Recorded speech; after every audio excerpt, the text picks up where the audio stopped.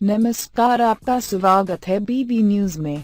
रामायण में भगवान श्री राम और रावण के बीच हुए युद्ध का विस्तृत वर्णन है। युद्ध में श्री राम ने रावण का वध कर दिया था और लंका का शासन विभीषण को सौंप दिया था। ऐसे में यह प्रश्न उठता है कि रावण के शव का क्या हुआ, उसका अंतिम संस्कार कहाँ किया गया।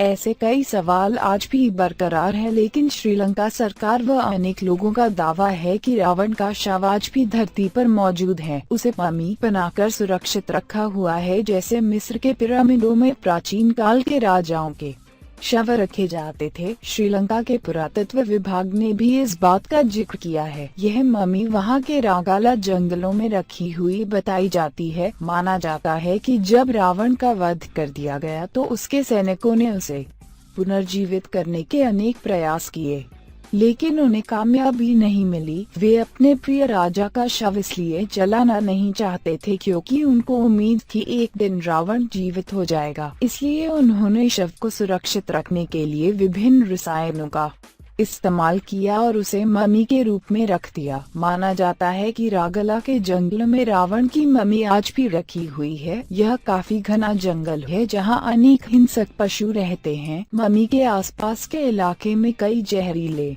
सांप और खूंखार जानवर निवास करते हैं जो कि रावण की मम्मी की रखवाली करते हैं। कुछ लोगों का यह भी मानना है कि मम्मी के नीचे रावण का खजाना है। हालांकि कई लोग इस बात से सहमत नहीं हैं, क्योंकि इतने वर्षों तक किसी खजाने की जानकारी होने के बाद वहां उसका शेष रहना संभव नहीं लगता। रावण बहुत ज्ञानी और पराक्रमी था। माना जाता है कि रावण की मम्मी की लंबाई करीब 18 फीट है। रावण का शव जिस ताबूत में रखा गया है उस पर एक खास किस्म का लेप लगा है, जिससे वो ताबूत हजारों साल से जस का तस है। इसके अलावा भी श्रीलंका में रावण से जुड़े अनेक प्रमाण बताए जाते हैं। श्रीलंका के लोग अपने पूर्वजों से ये बातें सुनते आए हैं। हो सकता है कि इनमें कई बातें विज्ञान की कसौटी पर खरी न उतरे, लेकिन वहाँ के लोगों की अपनी मान्यताएं हैं और मान्यताएं प्रायः किसी वैज्ञानिक कसौटी की परवाह नहीं करती। श्रीलंका में आज भी रामायण से जुड़े कई ऐतिहासिक स्थल मौजूद हैं